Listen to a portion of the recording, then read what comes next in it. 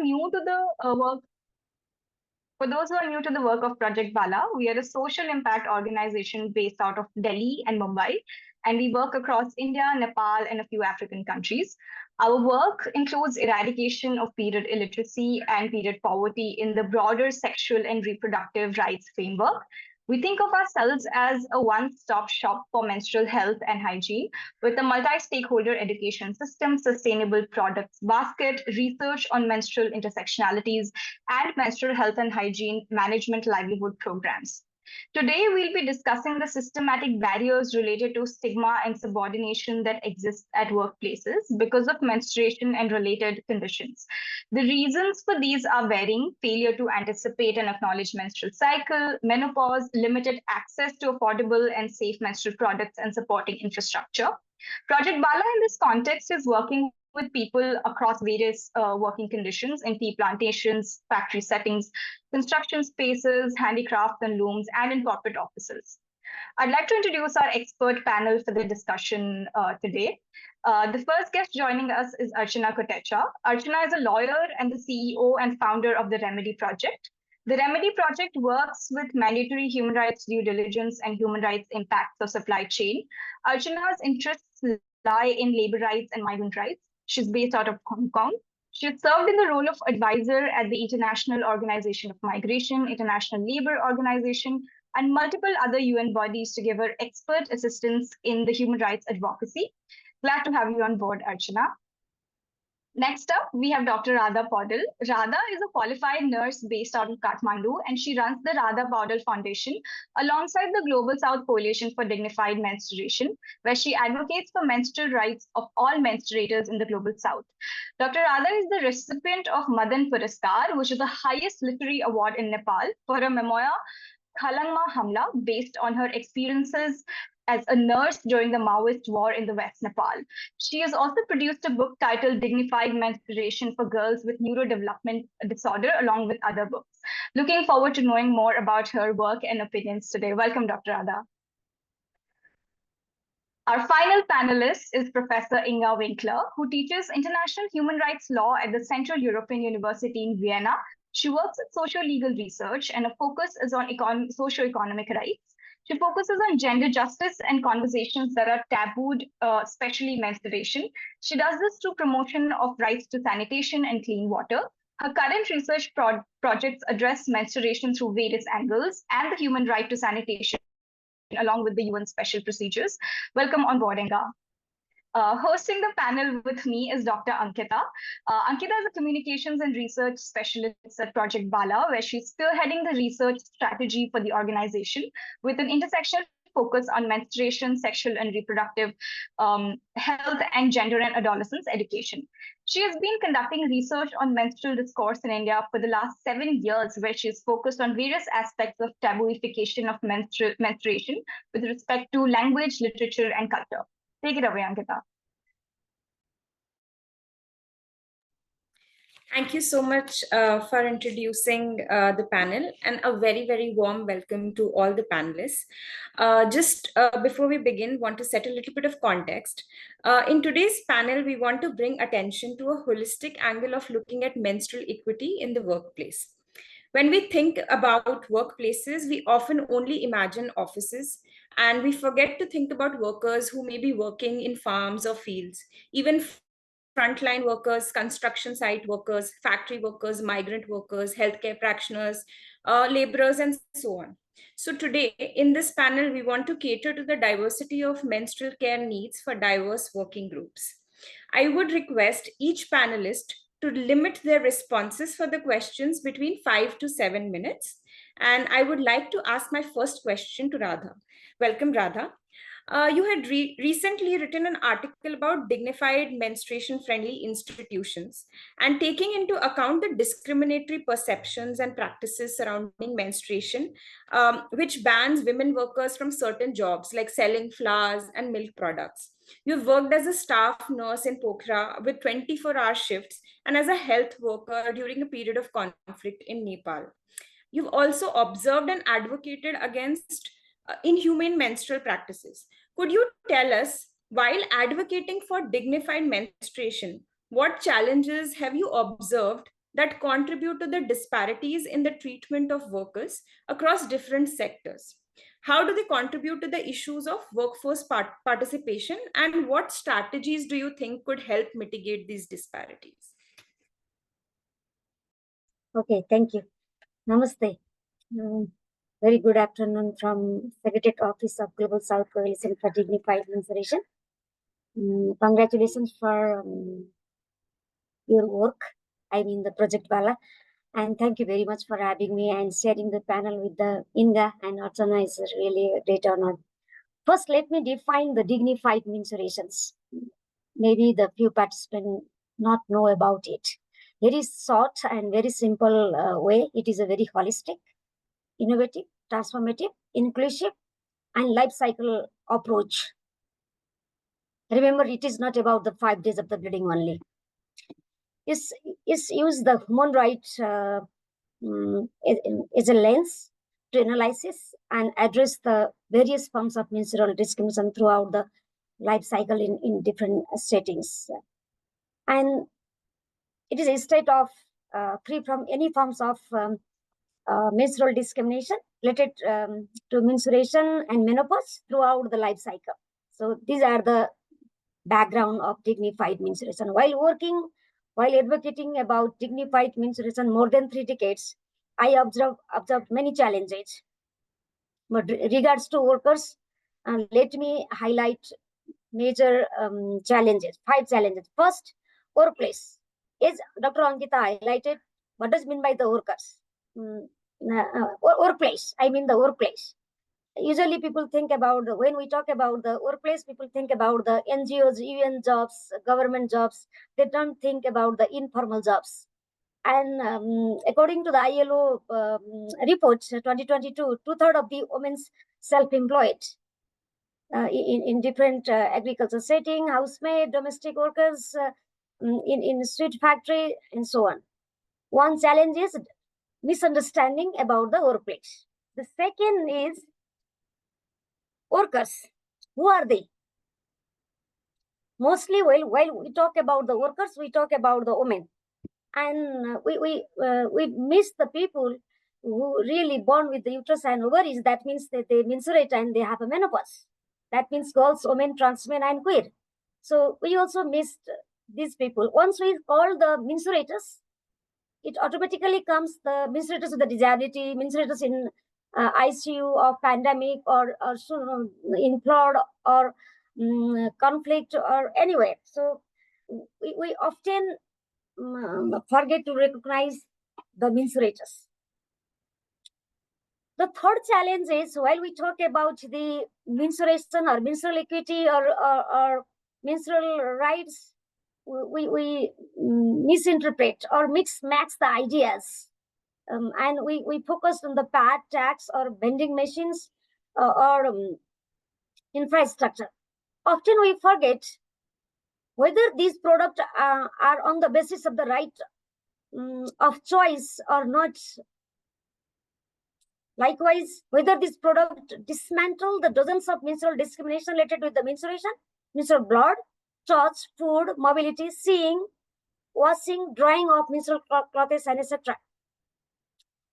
Before this meeting, we have a virtual fellowship program, and we were listening the stories from Nigeria, Malawi, Kenya, and the stories are the more or less the same. And then we don't think about that. I believe few of them have already joined here. And likewise, while we talk about the product, we also don't think about the environment or climate justice, whether these products are really taking care of the environment or the climate justice, which we are really looking for. And likewise, quality and standards of these products. So if we use the 3P approach, that means the first P for person, second P planet, third P pocket, but it has a multiple indicators inside them. We can address that kind of issues. And the fourth challenge is, while talking about the menstruation at workplace, the most of us forget about discussion about the menopause. All menstruators, they have to go through the menopause. later or sooner. But we don't talk about it. If you talk about the dignified menstruation, it's a life cycle approach. That is why it is a dignified menopause as well. And another challenge is very serious challenge. It's about the policy. And usually we don't think about it. If you see the history about the right and the workplace right, the ILO did a conference in 1919, Women and Workplace. It is already a century. And since then, we don't talk about the discrimination related with the menstruation and menopause at workplace. And while we talk about the policy, just recently ILO come up with the 193 for the violation and the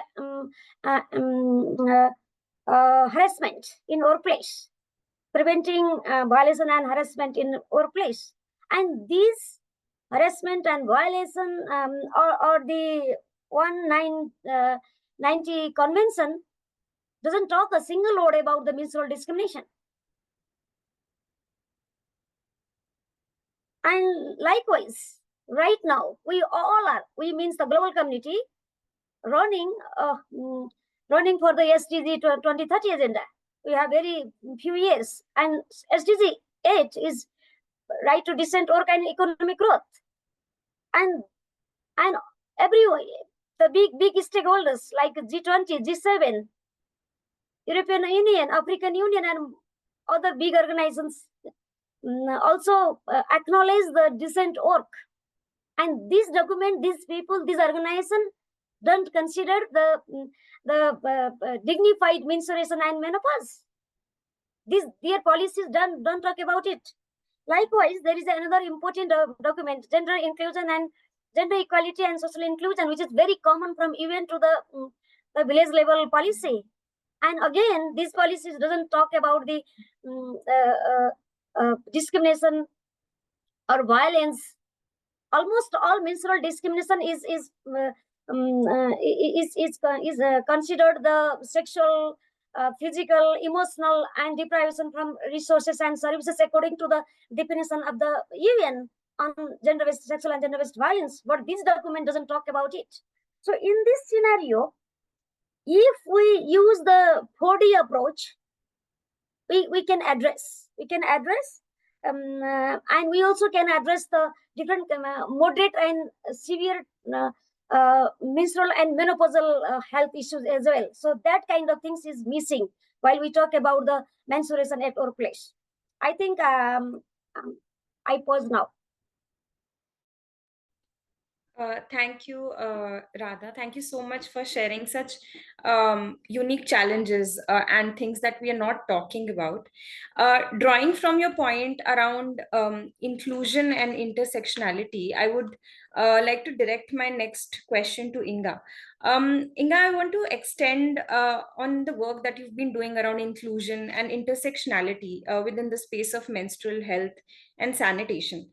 And along with the right to dignified existence, specifically in your paper on unmet menstrual needs and menstruation at the margins, it also highlights how the human rights framework calls to look at menstrual care beyond product access and hygiene, and also including intersectional conversations about work, culture, race, income, and many other aspects. If you're looking at menstrual care from a holistic lens, and like Radha also spoke about the absence of conversations in policies and other important documents. According to you, what are some of the structural modifications that policy or otherwise that can target accommodation and anti-discrimination protections to ensure inclusivity in the workplace, both for the organized even as well for the unorganized sector? Fantastic. Well, first of all, I mean, thank you so much for inviting me. I mean, I was delighted to meet some of you in Delhi a couple of months ago. I mean, Radha, it's always a pleasure to share a panel with you. And I mean, Archana, very nice to meet you. I'm really very happy to be here. So I think, I mean, those discussions, I think it's great that we're having them. And I think the starting point I mean, to acknowledge, I mean, this need for structural modification, this need for structural change, is really this acknowledgement that people face discrimination and disadvantage because they menstruate or because they experience perimenopause or menopause. And I think that's too often not a given. I mean, that there isn't even the awareness. I mean, whether that's at the higher level, whether that's among policymakers. So I think creating that awareness is really the starting point. And I think then what we see, I mean, in many instances, is that we start with these very tangible needs, which are about, I mean, making sure that there's access to washrooms, that menstrual products are available, that people have, I mean, where that's possible, that they have temperature control, that there are fans being provided. So these very tangible needs that I certainly don't want to dismiss, but I think those are really just the starting point, because I think there's a lot more that we need to consider in terms of structural change.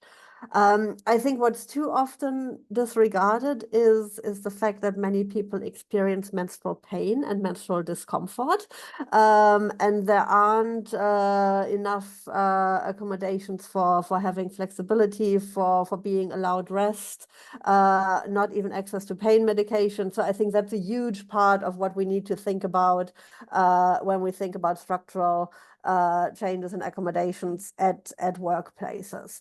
And I mean, there I also want to be very careful that we don't just, I mean, say, well, I mean, just take some pain medication without considering, I mean, where pain comes from, because I think too often we are in a situation where menstrual pain is considered normal, where it isn't. And we all know that there's a huge problem with underdiagnosed, misdiagnosed, and late diagnosed menstrual health condition. I mean, endometriosis is just one example. So I think, I mean, yes, I mean, we do need access to pain medication, but it also shouldn't be this easy. I'll just do this and deal with it. So the burden shouldn't just be on the individual. And I think then what's even more important and more challenging is kind of all these intangible, these invisible barriers that we face, because we all know that there is menstrual stigma, but it's so hard to pinpoint. So I think what's really needed, regardless of which workplaces we talk about, I mean, is creating the conditions where it's just unacceptable to make jokes about menstruation, where it's unacceptable to dismiss people because they menstruate, where instead individuals really feel supported with their menstrual needs rather than disregarded. And I think that is much more challenging to bring about, but I think it requires awareness raising, it requires workshops, it requires familiarization for everyone, not just the people who menstruate. And I do think that policies can play a role in creating that support and creating that institutional culture. But I think it depends much more on the process of developing this policy, because if we just think about a policy as a piece of paper, I mean, then it's not going to do anything. So it's really about the process, who's being involved. I mean, is there extensive participation? Do people feel like they have an opportunity to really shape that process? And I think that what's most important is to not just put the burden on the people who menstruate, because they are the ones who are too often faced with negative reactions. They fear negative repercussions. For instance, if you request a fan for your workplace and then you're being made fun of, then you're not going to do that. Or if you fear, I mean, that giving menstruation as a cause of absence for not being at work, I mean, that you're then being dismissed and not being taken seriously, and that there are questions about whether you are up to your job, I mean, then you're not going to talk about that. Then you're going to invent, I don't know, a regular headache that's reoccurring on a monthly basis. So I think creating that culture where supervisors, where everyone else at the workplace, where colleagues, I mean, does not dismiss that, I think that is absolutely key. And I mean, just if I have one more minute, I just want to give you the example of some of the efforts that we've done in my own institution, where, I mean, the easy step was to provide menstrual products. I shouldn't say easy. I mean, there was a lot of resistance to that at the beginning, but then it was relatively easy. The efforts beyond that to make our campus period friendly, I think that's the much more challenging exercise. And I mean, one thing that we did, in addition to a lot of events, to having those conversations, was to do a survey with our entire community among staff and students. And there were lots of positive reactions to think about, well, what does it mean to make the campus menstruation friendly? But there were also some of these negative ones. I mean, obviously, maybe not so obviously, but from male staff, but also from a lot of women faculty who basically said, I mean, based on their own experience, my period has never bothered me. And I've also spoken to a couple of friends, and they don't seem to be bothered, so it can't be that bad. So I'm exaggerating slightly, but I think there is this essentializing our own experience and then basically saying, well, it can't be that bad. And I think then that leads to, I mean, what we also saw in the survey is that students are often not comfortable. I mean, they have the right to request accommodations, to postpone, to request extensions, to not be present in class, but they're not comfortable actually doing that because they fear being dismissed, they fear not being taken seriously, they fear that there are negative repercussions. So, and I think for that to change, I mean, what we really need to change is this institutional culture, which requires that people who are in positions of power, that they are leading by example, maybe that they speak about their own menstrual experience, so that we have, I mean, a situation where menstruation just becomes something we talk about, something that's normalized, something that we can freely talk about without being dismissed. And I think that's really the starting point to tackle any form of discrimination and disadvantage. So I'm going to leave it at that for now. Thank you. Thank you so much, Inga. And I want to draw from this itself in terms of what I want to speak about next. So, like you said, we can't have limitations to policy, and how people in power and people themselves need to take onus, right, along with the menstruators. Just want to take these recommendations forward, and I want to extend something to talk about the existing practices. Archana, you've been engaged in advising the UN agencies, a lot of governments, businesses, civil societies, and legal practitioners also across Asia, and specifically with the rights holder approach and frameworks for worker protection.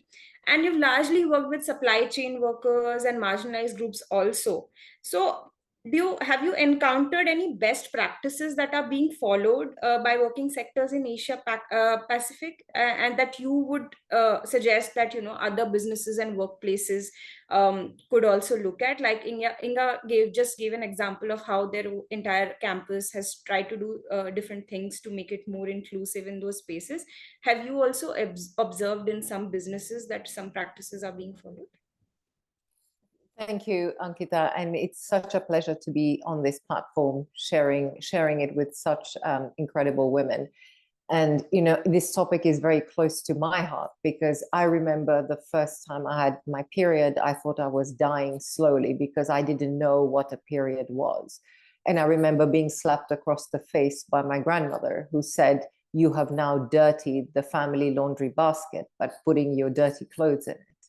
And I remember all the comments around, "Don't touch milk, it will curdle the milk," etc. And every time there was a period, I felt the need to make myself smaller and as invisible as possible.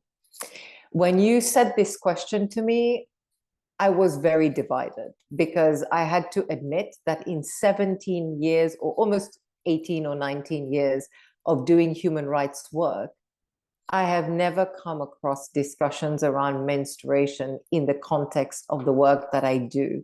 And I guess there is no bigger testament than that it is invisible from policy making. It's invisible in practice. And frankly, for the first time, I was in Ethiopia about a month ago for a human rights impact assessment. And when I was interviewing a predominantly female workforce, they talked about the lack of availability of sanitary pads. It was the first time in this entire time that this issue had come up. 2 weeks later, there was a big expose in the Wall Street Journal about the sugarcane industry in India, and in particular about how women were undergoing, womb removals in order to stop menstruating, because it was such a chore to be menstruating when you're in a workplace like that. I work with women from palm oil plantations, in electronics factories, on tea plantations, in domestic workers as well. This does not come up. The extent to which we look at the issue of gender in this space is to really consider sexual harassment, to consider gender-based violence, full stop. The idea and the understanding of safety and security of women in the workplace is extremely limited. And God forbid that anyone should contemplate the impact of climate change, increasing heat temperatures on women who are undergoing menopause. I mean, that is just on another level, really. So when you ask me to look at good practices, I thought, why did I end up with the hardest question of the other panelists? Because when I look back at what I have seen, what I have experienced, and good practices, at the most, you would see the availability of free sanitary products to women in a factory. But more importantly, there are now, you see some attempts at running information sessions that are part of a mental well-being, women's health programming. But again, it's very one-sided. It's not very holistic. There isn't an understanding that the woman who is menstruating, how does she experience the workplace? Many of these women stand on their feet. They work in very hard conditions. And, many of them don't have access to toilets or sanitation while they're on a plantation or working out in the fields. What are the implications from a health perspective?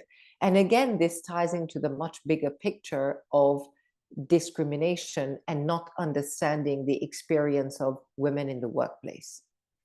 And you see that, it really starts to bring together human rights policies. So a lot of my work involves advising on human rights policies, the implementation of these policies, and very often you will have a separate gender diversity and inclusion policy.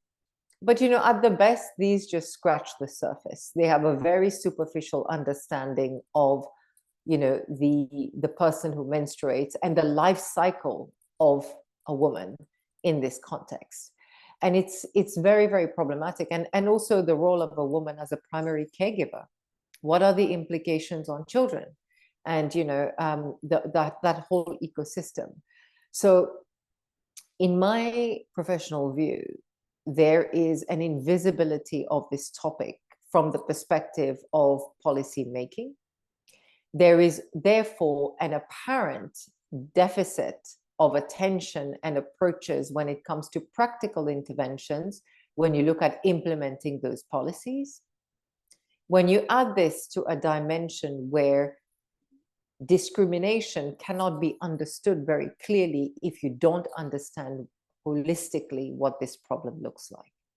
And because of these disconnects, what you see in practice is an attempt to offer sanitary products. Don't get me wrong, I agree with Inga, totally, important, necessary.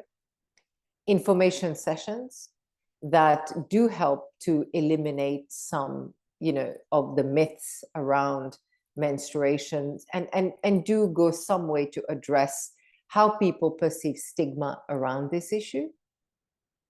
But we don't see any attempts to seek out and to address issues like menstruation-related harassment, or, how women are blocked from accessing equal wages or decent work or overtime because they are menstruating. It puts them at a disadvantage.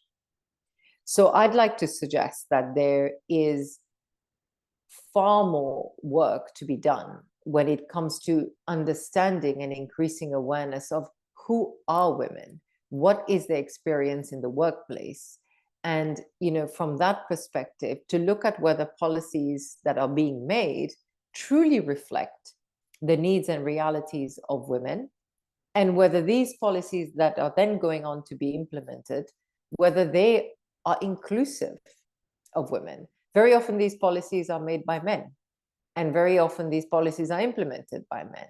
very often a woman will find that the facility manager at work is a man, and he's not sensitized to this issue, and he is the last person she wants to go and talk to when she has a problem. So we face these structural, systematic blocks around, the issue of the ecosystem of work and discrimination in the workplace. And of course, this unfolds within the broader ecosystem of social, economic, cultural issues that also impact this space. And the one more thought I'd like to leave you all to reflect on is, when we look at these issues, we are also thinking about generally the right to health, including reproductive rights. We're thinking about the right to education, about all those girls who drop out of school because they don't have access to sanitary pads and they're embarrassed and they fear stigma. We also think about the right to work, the right to opportunities, and economic development is being touted out by the SDGs, but to what extent are we really giving women, especially women in the informal sector, women who work in agriculture, women who are so often invisible, what opportunities are we giving them to advance and to improve their lives?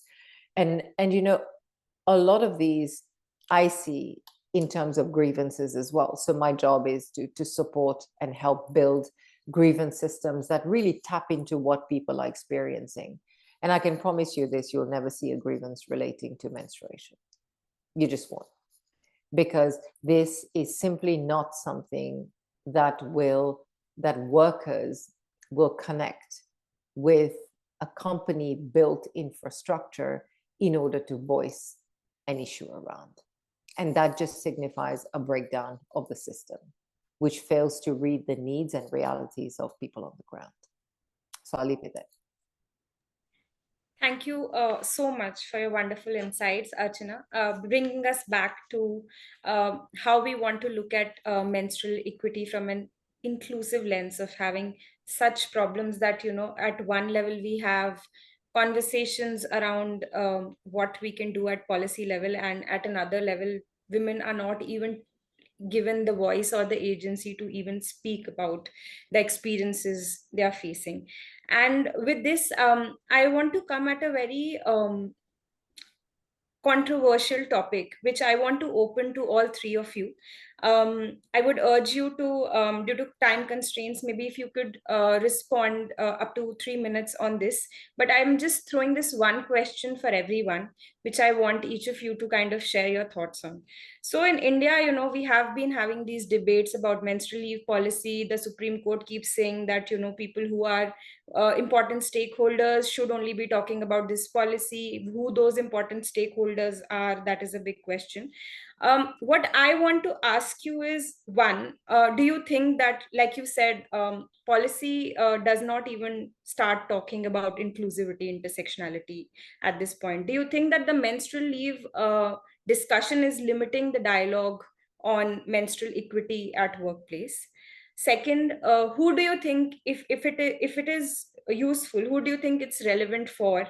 And do you think in low and middle income countries like India and Nepal, a blanket period leave policy, or even just talking about this in isolation and work can actually have some meaning? And what now, like now that we've encountered that there is an absence of discourse or even conversation about the menstrual needs, what do you think should be the important considerations that businesses, employers, policymakers should be making? Inga, would you like to start first? Sure. That's a lot to answer in 3 minutes. So let me just highlight some fundamental points. I think that the first point I want to make is that what really I think overshadows the discussion is the focus on menstrual products. And I think that is, we see that in India, we see that everywhere else. I think it's really this reducing menstrual needs to the management of bleeding. I think that overshadows everything else. So I'm not sure whether, I would see the discussion on menstrual leave. I think at least it takes us in a slightly different direction, and at least it opens up some other questions. But at the same time, I do think that I mean that too is limiting in some ways. I think the fundamental challenge really is the following. I mean, obviously, I think the opportunity to take time off when you are in pain, when you are in discomfort, I mean, is a great idea to start with. What I'm not sure and what I'm always struggling with is kind of what the repercussions might be, what will happen, I mean, if people actually do take advantage of menstrual leave. And I mean, this isn't limited to India, but I think we see that everywhere. I'm not sure whether society is actually ready to see menstrual leave as a policy. And I mean, I mean, everything you mentioned, Archana, about how menstruators are perceived at the workplace and what we are ready to talk about and what we aren't ready to talk about. I think that all these embodied processes, I mean, we tend to just make them invisible. And because, I mean, when we think about equal pay for equal work, when we think about women's advancement at the workplace, when we think about promotion, when we think about women in positions of power, I think all too often, I mean, we are forced to pretend that we are small men and that we live up to these male norms at the workplace. And if you then start talking about menstruation and being very explicit in saying, well, that you need a day or two off because you are menstruating, I mean, then you no longer live up to that male norm, and then you're no longer perceived as someone who is just this disembodied self who just gets the job done. And I think that's a real challenge, because then, I mean, we would be saying, well, there are embodied processes, there are gender differences, there are certain things, I mean, that might not that might be in the way of functioning in the way that capitalist system wants us to function. And I mean, that's why I think that menstrual leave policies might backfire, might have repercussions, negative repercussions for the people who request menstrual leave, because it puts the burden, I mean, if we only think about menstrual leave, it puts the burden entirely on us who might be requesting such leave. So I mean, that goes back to what I said earlier. I mean, that we do need to think about this entire discussion at a structural level, that we do need to think about, I mean, what other changes are needed to make it possible to be a person who menstruates at the workplace. And I mean, from what I've seen so far in terms of policies, I mean, menstrual leave policies have been around for a long time in some countries. But I think the earliest examples, I mean, they come from this very paternalistic view of protecting women. And I mean, that obviously doesn't really advance gender equality.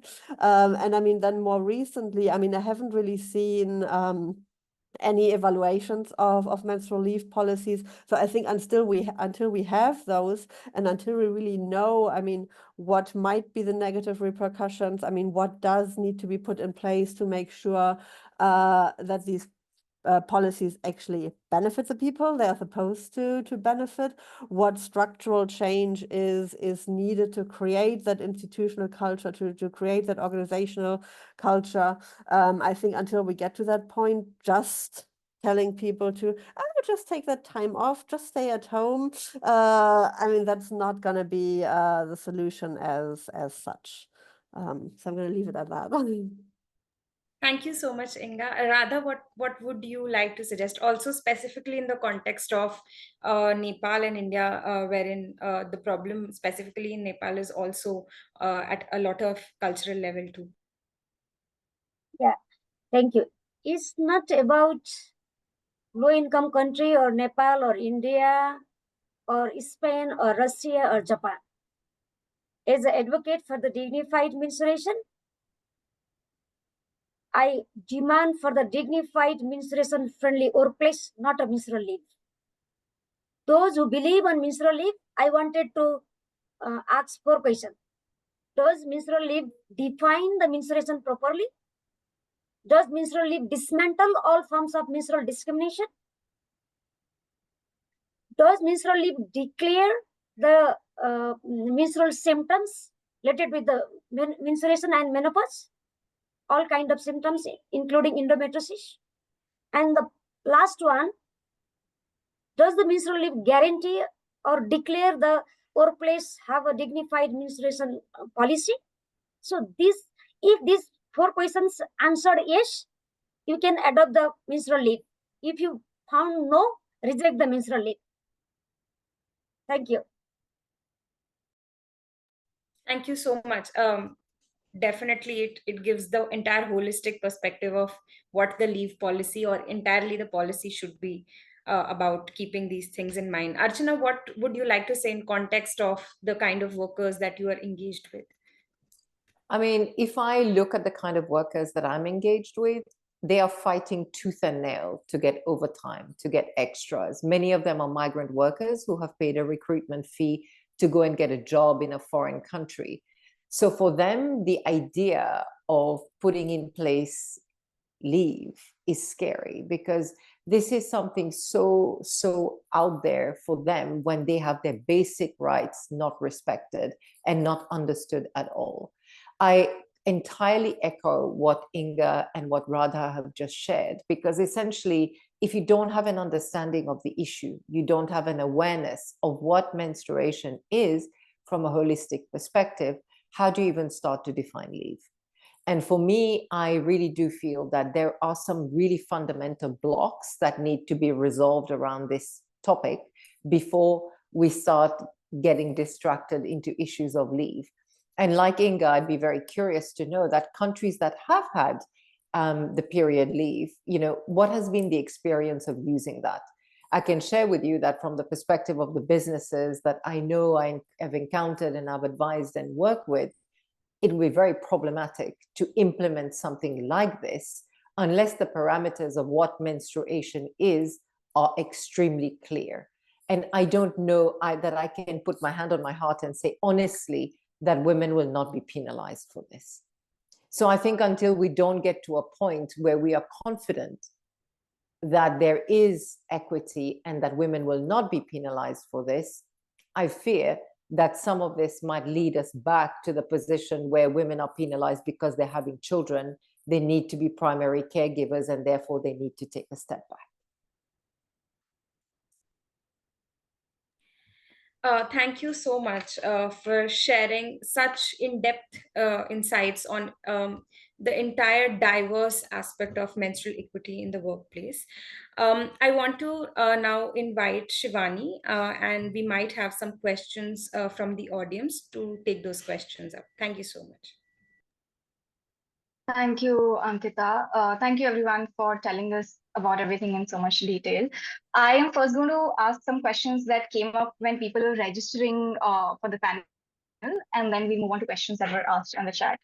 Inga, it was so exciting to know the efforts that your institute has put on for menstrual products and care. And because you were a part of making something like that, I would like to direct this question to you. How do you think workplaces or, in your case, institutions can have a more inclusive menstrual care lead policy sort of that even involves gendered minorities while it maintains something like privacy?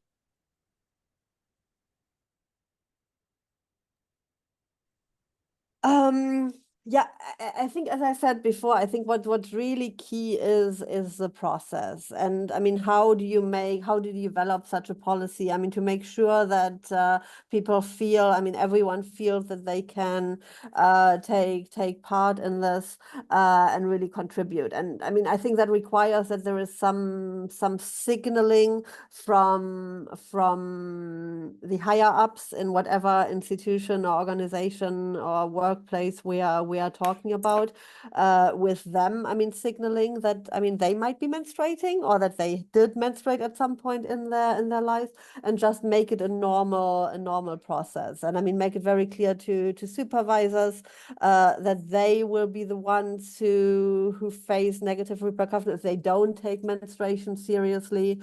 I think those kinds of issues. I mean, one thing that we did when we instituted instituted this kind of menstrual product policy is we put menstrual products into all washrooms, not just the ones for women and not just the gender neutral ones, but also the men's washrooms.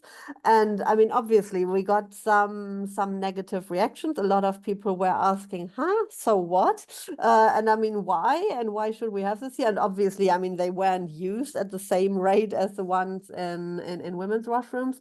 But at the same time, I think what is signaled is that, yes, I mean, we do have a trans population and we do have trans men who menstruate at our institution. And to make it as easy for them as possible to take menstrual products and take what they need, it's important to have those there. The other thing that we did, I mean, we accompanied this menstrual product campaign with posters that we put into all of the washrooms. I mean, just sharing basic facts about menstruation, just sharing facts about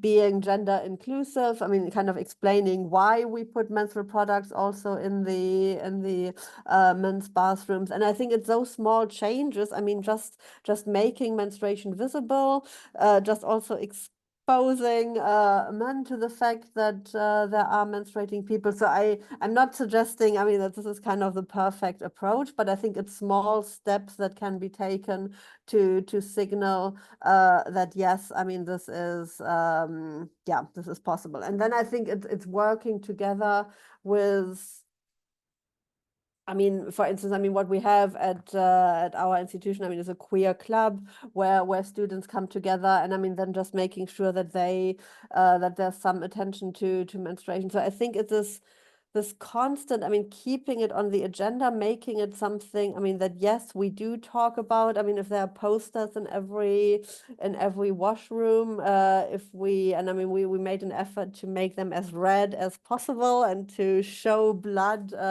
visibly. So I think it's small steps like that. But I mean, I'm certainly not suggesting that I have the perfect solution, but I think signaling gender inclusivity through, I mean, the spaces where we talk about menstruation, through the language we use, I think that is certainly a starting point. Thank you so much, Inga. In fact, it's so good to know that the university spaces are using sort of like a participatory approach to this, where they're involving queer clubs, etc., to make decisions on something like this by themselves, or coming together and making it. You also spoke about processes being more important than actually policies, which I think is commendable as well. Now, I already know the panel's opinions on menstrual leaves, but I'm going to ask this question that came to us on registration, and I'm going to direct it to Archana, because it was so fascinating to know of the absence of any sort of demand from businesses for menstrual policy, menstrual care policy, or menstrual leave policy of any sort when they ask for human right impacts. The question was that how can we address concerns of potential misuse of menstrual leave in case it's allowed at all, while ensuring that policy remains fair and supportive for those who genuinely need it? I think, you know, one of the biggest issues the world has is we don't communicate well. I see businesses employ thousands of workers, but yet if you ask them what are the needs of your workers, they don't know, because they don't know their workers. These workers just show up to work every day and they perform their jobs and then they leave. They have their own lives, their own families, communities. The business is only aware of what they need to be aware of insofar as it impacts the bottom line and the profit. Now, how does that shift, and how do you start to build the idea of menstrual leave and getting business comfortable with granting that? And what is the threshold? What is the understanding of menstruation? It has to start with speaking to the people you employ and understanding who they are, where they come from, what does the day look like. When you come to work, what are your expectations? How do you experience the workplace? You know, I used to think for years that I was mad because I would go into a room and I'd be the only one who was constantly cold. And I read somewhere that most air conditioning units in the world are tested on men, and men have a different body temperature to women. It's the same thing. If your finger is not on the pulse and you don't read your people, and you have that, you lack that awareness that Radha talked about, and the understanding of, you know, who they are and what they're experiencing, how do you build trust with them? How do you then ask them, please file a grievance around menstruation harassment when it happens in the workplace? They will never do that. So for me, it has to go back to know who your workforce are, understand, you know, what their realities are, and understanding what is required in order to make people safe at work. If that is menstrual leave, then what would that look like? What would work? And I feel that, you know, we are not having those conversations. There is therefore the stigma that continues to build and to perpetuate, and there is a wall of silence and invisibility. So unless people start to build those channels of communication, the trust, start to understand the perspective, not just from the corporate perspective of what does a policy look like, how am I going to implement it, but look at how people feel about that. Perhaps this is not what they want, and it would be another type of accommodation that people might seek. Perhaps, you know, those who have jobs where they're standing the whole day may ask for some rest. And you know, it looks different. And I think understanding people's needs is key and critical in translating that into the right policies for people, because menstrual leave might not be the right policy for every single woman or person who needs it. Absolutely, Archana. You're absolutely right. It's very important for businesses to take into account the actual needs of people in their value chains and supply chains. And unless they do that, something like this, there's not even any possibility of something like this happening. So thank you so much for answering that. I think Khushbu's question from the chat is answered through this as well. The next question I'll direct it to Radha, because Radha, you have experience across Nepal working as and in different capacities. So the question is, how does one do an all-round tackling of menstrual stigma in a way that workers in rural India or rural Nepal or rural parts of Asia Pacific can also access menstrual care? Thank you. Again, I like to go beyond Nepal, because I have been involving with many organizations all around the globe, particularly from the global south, and the issues are more or less the same.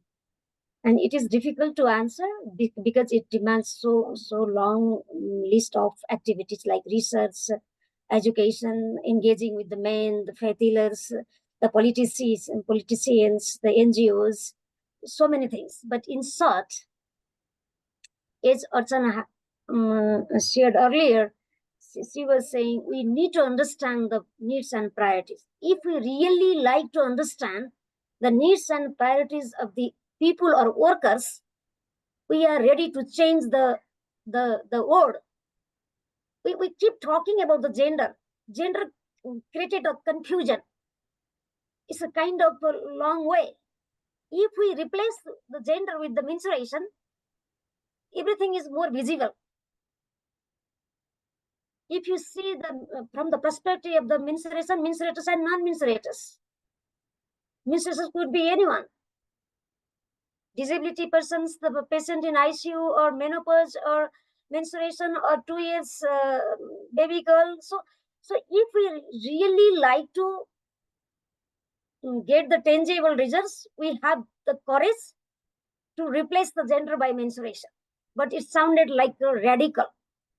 And many people who don't think seriously about the menstruation, they're just distributing the pad for the sake of the visibility, for the sake of the celebrity.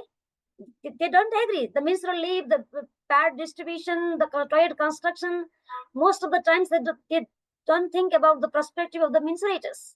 In many cultures, not only Nepal and India or Sri Lanka, even in the Latin America and Africa, during menstruations, menstruators are not allowed to touch the toilets. They cannot use the toilets. So we need to think broadly, and then we need to be ready by ourselves first. Are we ready to go beyond the pad infrastructure or the tax?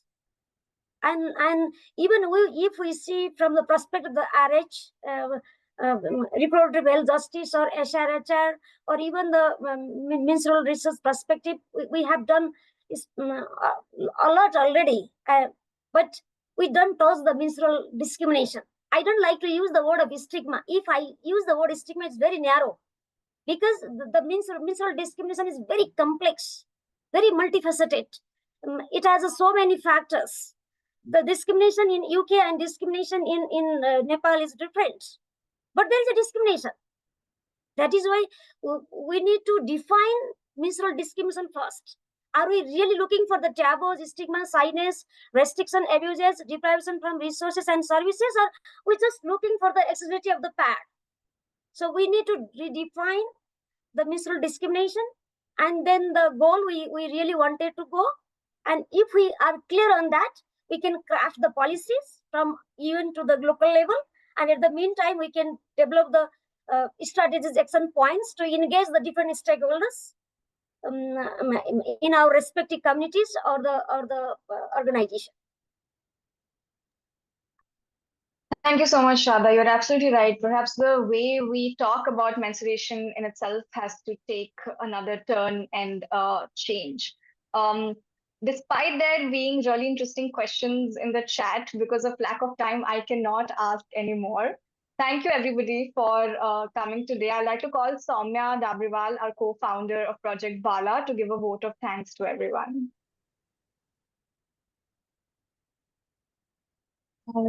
Just wanted to say thank you, Radha, Inga, and Archana. Today's conversation was such high quality. I hope you also felt the same, and everyone else in the conversation also learned, a comprehensive viewpoint on what menstrual equity means in the workplace. I think some really, really interesting takeaways, and there's not enough time, but Radha saying, those 4 questions about dignified workplaces, I think that should be everywhere, the way you very pointedly put out things. And Inga, to your point, like making people part of the process of forming these policies, how our SDGs don't even have these sub-points. How can we have diverse groups? And I feel like today's audience is also people who are specifically interested. So we would like to hold this audience to participate, to, give recommendations. And, how Archana also said, sorry, Archana, we gave you the hardest question, but also about the conversation being so invisible right now. How do we bring visibility? I think the power lies in this room, given how everyone's been so engaged and how the conversation's been. I also want to thank Ankita and Shivani. Inga and Radha, Archana, I don't know if you felt this, but they personally took the challenge that they will read everything about you and done by you on the internet possibly for this conversation today. I hope that came across, and I think it was a wonderful discussion. So thank you very much for taking out the time. Thank you. Thank you. Have a good evening. Thank you so much, Soumya, and thank you, Radha, and everyone. Thank you, everyone else, also for joining us on a Friday evening. We'll be sharing a white paper on workplace and menstruation on the chat. Please do read and let us know if you have any comments or questions. If anyone is interested to talk more about menstruation at workplace or equity, please reach out to us. We'll be sharing our email address as well. We'll be very happy to talk and collaborate and answer any other questions. Thank you, everyone. Have a good weekend.